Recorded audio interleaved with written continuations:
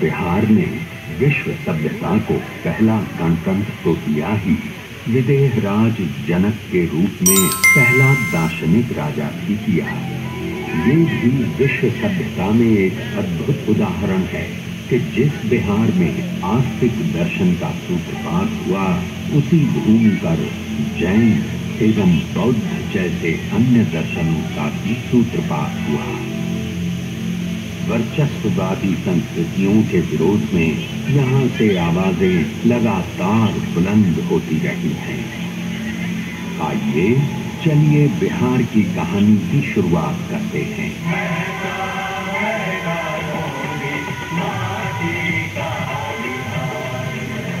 शताब्दियों पूर्व बिहार के ऋषि विश्वामित्र ने भारतीय सभ्यता और संस्कृति को तत्कालीन संकीर्ण और रूढ़ मानसिकता से ऊपर उठाकर एक नई चेतना दी। विश्वामित्र ऋग्वेद के अनेक मंत्रों के रचयिता थे।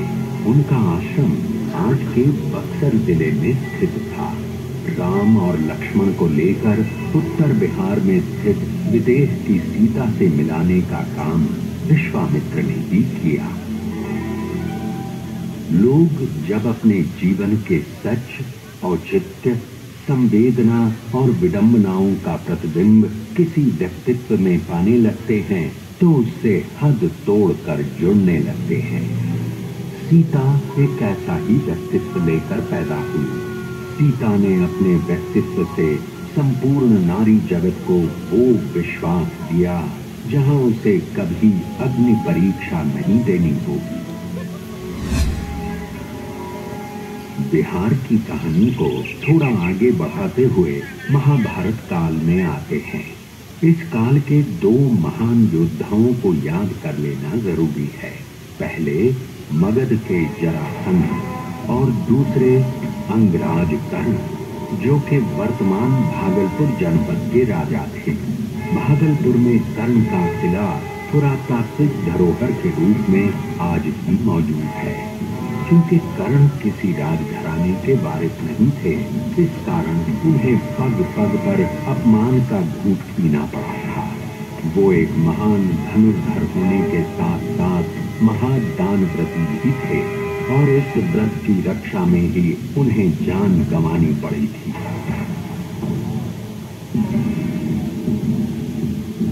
चलिए बिहार की कहानी को थोड़ा और आगे बढ़ाते हैं और ईसा पूर्व 6ठी शताब्दी में पहुंचते हैं। विश्व के इतिहास में ये वो दौर था जब पुरानी मान्यताओं को चुनौती दी जा रही थी। चीन में कन्फ्यूशियस, यूनान में सुकरात और भारत में बिहार की भूमि से महावीर और बुद्ध के दर्शन का नवोन्मेष हो रहा है।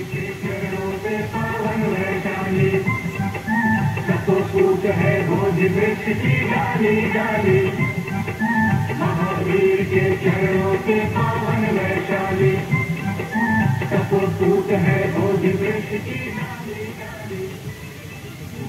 भगवान महावीर राजघराने में जन्म लेने के बावजूद बचपन से ही सांसारिक जीवन से विरक्त रहना चाहते थे।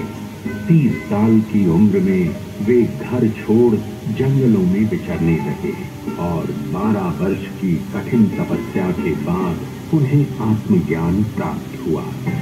इसके बाद उन्होंने पैदल घूम घूम कर लोगों को अहिंसा का पाठ पढ़ाया और जीने का तरीका बताया।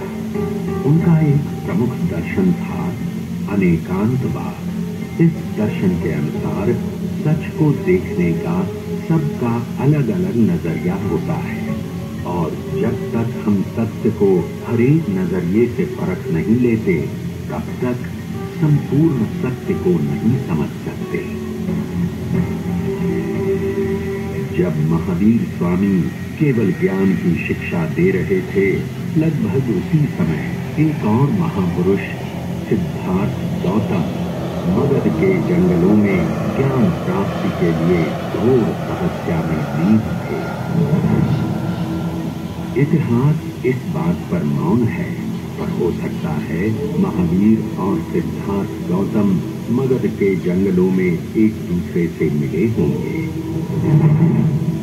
आज से ठीक 2600 साल पहले वो भी क्या दृश्य था जब सिद्धार्थ गौतम ने गया से 15 किलोमीटर की दूरी पर निरंजना नदी के तट पर पीपल के वृक्ष के नीचे अंतिम ध्यान किया था।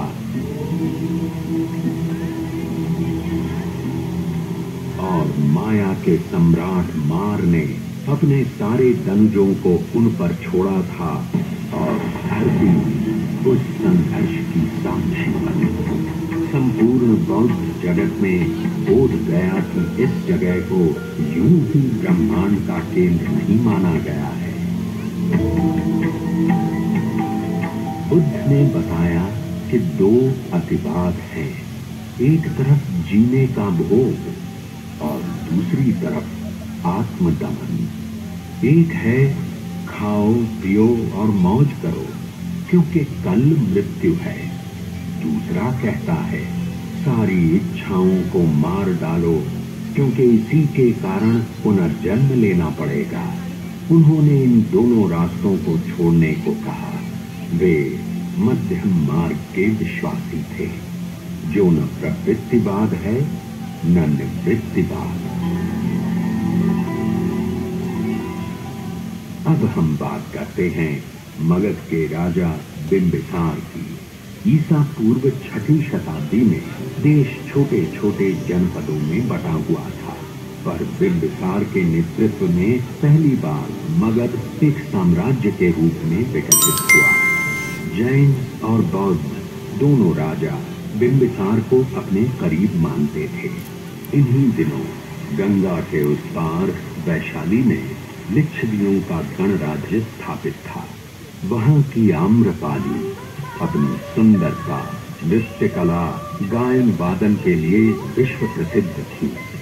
भरपूर वैभव के बावजूद उसने बुद्ध की शिष्या बनना स्वीकार किया और अपनी संपत्ति संघ को दान में दे दी।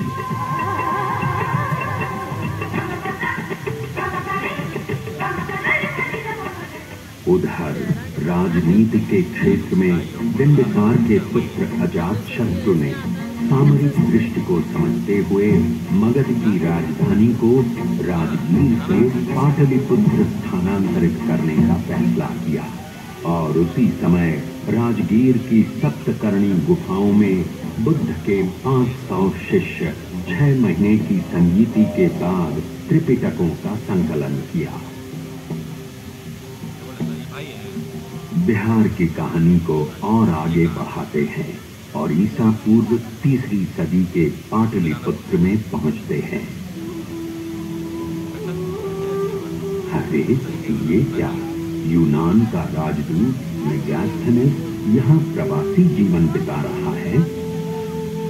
गंगा तट का ये शहर करीब 9 मील लंबा है और 1.5 मील चौड़ा है, जो कि तत्कालीन रोम से कम 2 गुना बड़ा है। शहर चारों ओर लकड़ी की दीवारों से घिरा है। लगभग 570 बुर्ज हैं और आने जाने के लिए 64 दरवाजे बने हुए हैं। शहर के चारों ओर सुरक्षात्मक खाई है। लोगों की जो शान और शौकत है वो संसार में कहीं भी नहीं है।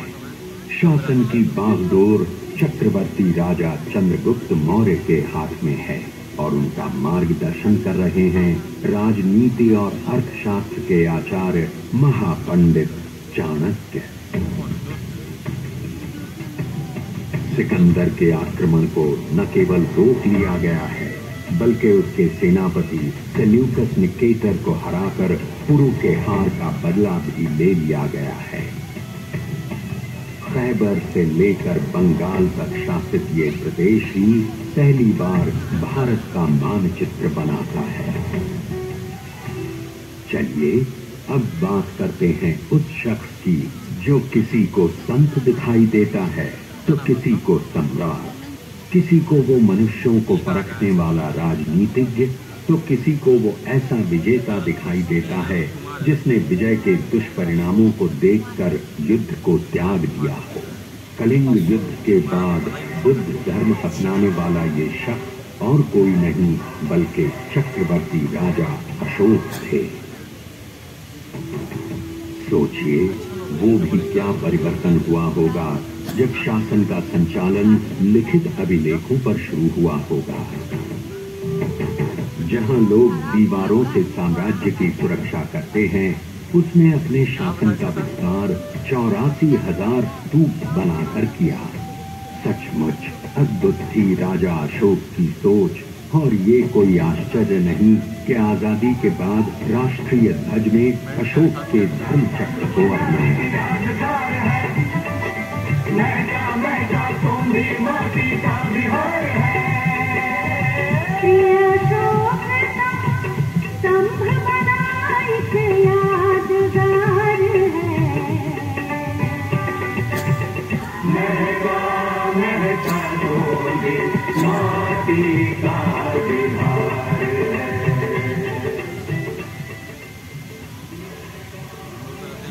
तो ये रही बिहार की ईसा पूर्व की कहानी। अब हम चलते हैं प्रथम शताब्दी के उस काल में जब वाल्मीकि रामायण का पुनर्गान और महाभारत का पुनर्पाठ हो रहा था। वैदिक संस्कृत, पाली तथा प्राकृत मरणासन्न दौर में पहुंच चुकी थी और महर्षि पतंजलि लौकिक संस्कृत का अभूतपूर्व विकास कर चुके थे। मजे की बात यह है कि संस्कृत का केंद्र अब तक्षशिला से हटकर मगध आ गया था। अब संस्कृत यहाँ के विहारों में ज्ञान का माध्यम हो चुका था। गणित, विज्ञान, चिकित्सा सब कुछ संस्कृत में थे। सिल्क मार्ग का विकास हो चुका था और एशिया के विभिन्न देशों से लोग यहाँ खींचे चले आ रहे थे।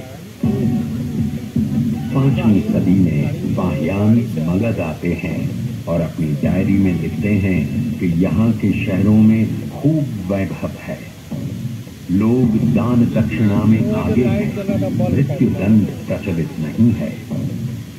बौद्ध और हिंदू धर्म एक साथ फल फूल रहे हैं। और अब बात करते हैं पाटलिपुत्र से 30 किलोमीटर की दूरी पर अवस्थित उस जगह की जिसे आज तरेगना कहते हैं।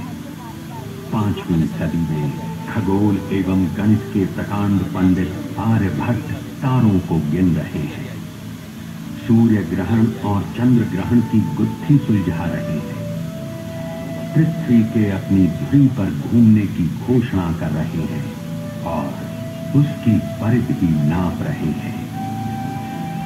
अब राहु केतु के चांद सूरज ग्रसने की बात झूठ सिद्ध हो रही है। और अब बात करते हैं एक और भट्ट की।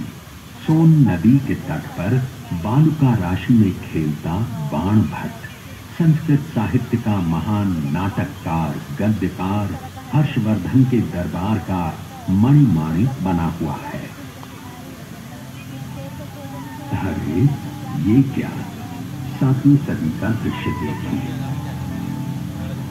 चीन से ग्वेनसान पामीर की पहाड़ियों को पार कर हिंदू कुश को लांघ कर सप्त सिंधु हस्तिनापुर कन्नौज होते हुए नालंदा की ओर चले आ रहे हैं।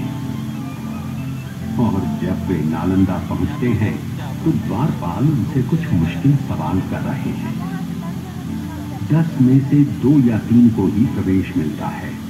सोचिए, जब द्वारपाल इतने विद्वान होते थे तो उन्हें पढ़ाने वाले कितने उद्भट विद्वान होते होंगे। नालंदा का विकास अकेला नहीं हो रहा था, उसके साथ साथ विक्रमशिला, उद्दंतपुरी, तेल्हाड़ा जैसे अनेक विहार फल फूल रहे थे। महाबोधि मंदिर बन चुका था, केसरिया स्तूप का भी निर्माण हो चुका था। जगह जगह भव्य मंदिरों, विहारों और चैत्यों का निर्माण हो रहा था।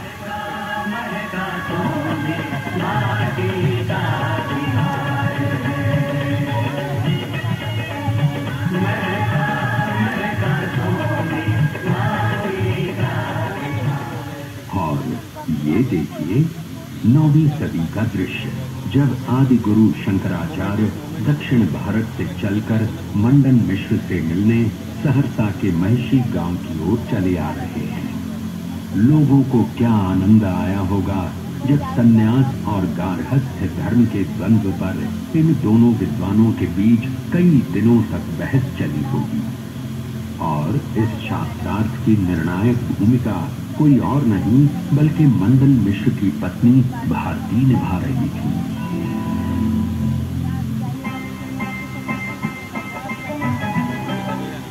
बिहार में वो ताकत थी कि लोग हर तरफ से खिंचे चले आ रहे थे और इस सिलसिले में अगली कड़ी थी सूफी संतों की।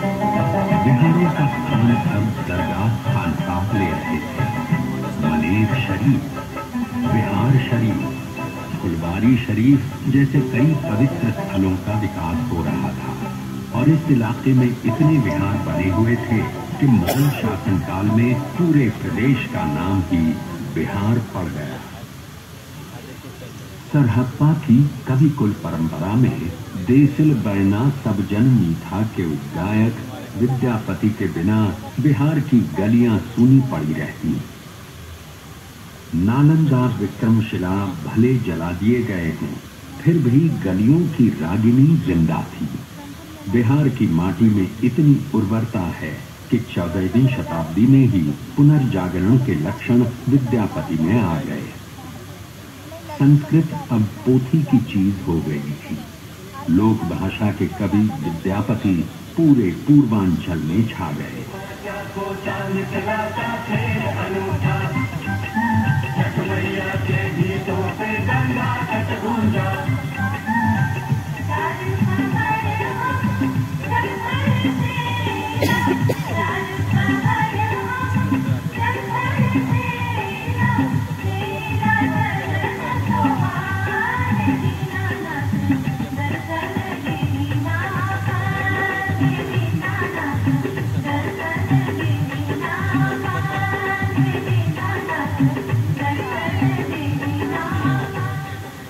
चलिए अब बात करते हैं बिहार के उस लाल की जिसने 16वीं शताब्दी में दिल्ली की सल्तनत पर अपना परचम फहराया।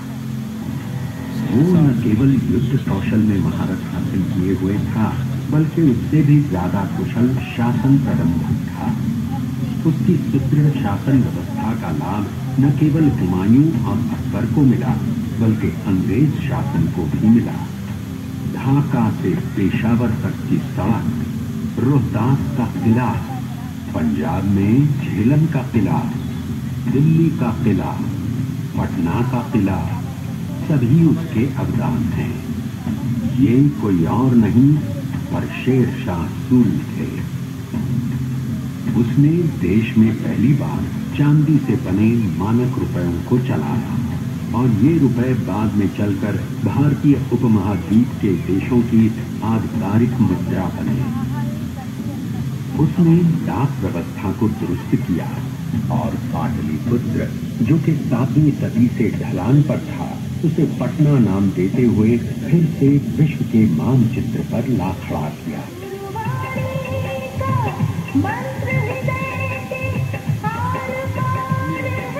पटना में जन्मे गुरु गोविंद सिंह उस वक्त पटने में ही सूफी संत बीखन पाते हैं और उनके नाम आज भी देखना पहाड़ी मोहल्ला है।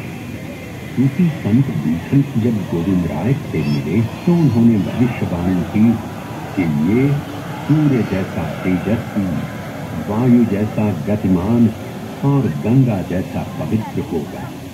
और गोविंद राय ने बचपन में ही मगध के इतिहास का संपूर्ण व्यक्तित्व धारण कर लिया। ज्ञान, कर्म और भाव का संपूर्ण समन्वय। आगे चलकर उन्होंने खालसा पंथ की शुरुआत की और 42 साल की उम्र में शहीद हो गए। आज भी पटना का तख्त सिख धर्मावलंबियों के लिए अकाल तख्त के ठीक बाद आता है। इसके बाद बात करते हैं 18वीं सदी के अंतिम दिनों की, जब बिहार में एक ओर यूरोप के व्यापारी अपनी फैक्ट्रियां लगा रहे थे तो दूसरी ओर मुगलों का ठाट बाट बरकरार था। जहाजों से कारोबार हो रहा था और इस इलाके का चावल, जो पटना राइस के नाम से जाना जाता था, पूरे यूरोप में छा गया था। इसके बाद भारत में अंग्रेज राज स्थापित होने लगता है और अंग्रेजों के खिलाफ लोहा लेने में बिहार के लोगों का योगदान सर्वोपरि है। इसकी शुरुआत करते हैं तिलका मांझी से, जिन्होंने 1780-85 के बीच भागलपुर के जंगलों में अंग्रेजों की नाक में दम कर दिया था। 13 जनवरी 1781 को अंग्रेजों ने उन्हें भागलपुर में फांसी पर चढ़ा दिया और 1857 में बाबू कुंवर सिंह ने अंग्रेजों के विरुद्ध छापामार युद्ध करते हुए 80 वर्ष की उम्र में जिस रण कौशल, शौर्य, नेतृत्व और धैर्य का परिचय दिया, वो बिहार के इतिहास की विरासत है। वे बिहार के लोकमानस में महानतम वीर सेनानी हैं। बाबू कुंवर सिंह की मौत के बाद शुरू हुआ बिहार का शोषण। एक तरफ जमींदारी प्रथा, दूसरी ओर सामंती व्यवस्था और तीसरी ओर अंग्रेजों द्वारा बिहार एवं बिहारियों की उपेक्षा। बिहारियों को न केवल राजकीय नौकरी से वंचित रखा गया, बल्कि यहाँ आधुनिक शिक्षा और आधारभूत संरचना का विकास भी नहीं किया गया। बिहार के लोग बस ताकतवर मजदूर बनकर रह गए। उधर इंग्लैंड में अफ्रीकी गुलामी को खत्म कर दिया गया था, पर उनको अपने उपनिवेशों को चलाने के लिए सस्ते मजदूरों की आवश्यकता थी। अपनी चालाकी दिखाते हुए अंग्रेजों ने 5 वर्ष का एग्रीमेंट करवाकर बिहार के मजदूरों का निर्यात प्रारंभ किया। क्या सूरीनाम, क्या ब्रिटिश गयाना, क्या दक्षिण अफ्रीका, क्या मॉरिशस और क्या फिजी, कहां नहीं भेजा गया बिहार के मजदूरों को। बिहार के ये लोग अपने प्रदेश के विकास को छोड़कर अंग्रेजों के उपनिवेशों का विकास करने लगे। कुछ मर गए, कुछ बच गए, सब एक दूसरे से बिछुड़ गए। सोचिए क्या बीती होगी पत्थर तोड़ते उन परदेशियों पर और राह देखती पटोहियों पर। हालांकि एक खुशी की बात बता दूं कि बिहार के ये लोग अपनी मेहनत की बदौलत न केवल आगे बढ़े, बल्कि वहां के शासन की बागडोर भी संभाली।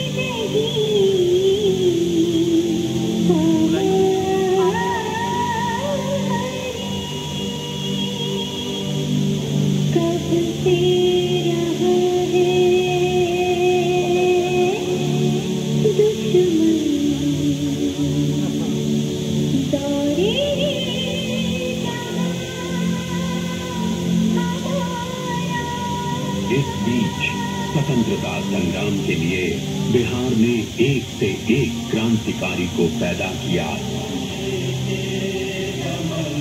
जिसने अंग्रेजी हुकूमत के खिलाफ आवाज उठाई। आप सब लोग जानते हैं खुदीराम बोस को, जिन्होंने अंग्रेजों पर बम फेंका और इसके बाद हंसते हुए फांसी पर चढ़ गए। भारत में पहली बार चंपारण की धरती पर सत्याग्रही गांधी का अवतरण हुआ और चंपारण का किसान आंदोलन महात्मा गांधी की नेतृत्वकारी क्षमता का प्रतिमान बन गया।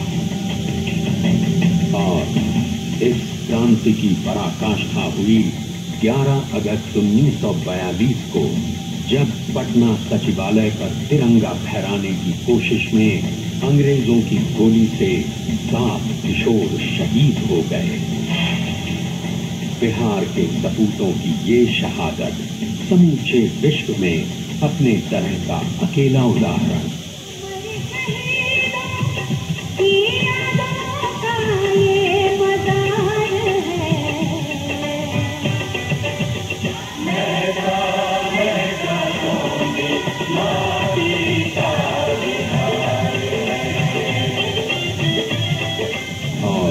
अब हम बात करते हैं उस शख्स की जिसकी उत्तर पुस्तिका पर लिखा है, Examining is better than examiner. जी हाँ, हम बात कर रहे हैं देश रत्न डॉक्टर राजेंद्र प्रसाद की। प्रतिभा के सेनानी, अथक जन सेवा के संकल्पी, अद्वितीय गद्यकार, संविधान सभा के अध्यक्ष और 2 बार बने भारत के राष्ट्रपति सचमुच एकमात्र हैं। आजादी का मंत्र यही गांधी ने फूंका, देश रत्न राजेंद्र से हुआ मस्तक ऊंचा, आजादी का मंत्र। इसके बाद बात करते हैं उस महानायक की जिसने आजादी के बाद फिर से जब देश में मौलिक अधिकारों का हनन होने लगा तो ये गांधीवादी, ये सर्वोदयी उठ खड़ा हुआ, जिसने 1974 के आंदोलन का नेतृत्व किया और संपूर्ण क्रांति का उद्घोष किया। जी हाँ, हम बात कर रहे हैं लोकनायक जयप्रकाश नारायण की।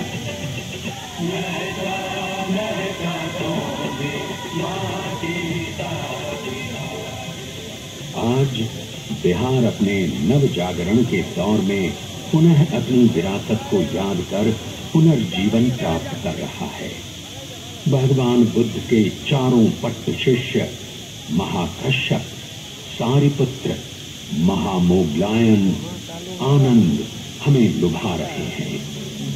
जगह जगह पर ऐतिहासिक स्मृतियां ताजा हो रही हैं। लड़कियां साइकिल पर सवार होकर आत्मविश्वास के साथ स्कूल जा रही हैं। महिलाओं को पंचायतों में 50% भागीदारी प्राप्त हो चुकी है। नालंदा विश्वविद्यालय का पुनर्निर्माण हो रहा है। बिहार के लोग जाग रहे हैं। संक्रमण के इस दौर में वो दिन दूर नहीं जब बिहार फिर से संसार को शांति और समृद्धि का मार्गदर्शन कराएगा। दिशा दिशा में लोक रंग का तार है, महका महका सोनी माटी का बिहार है।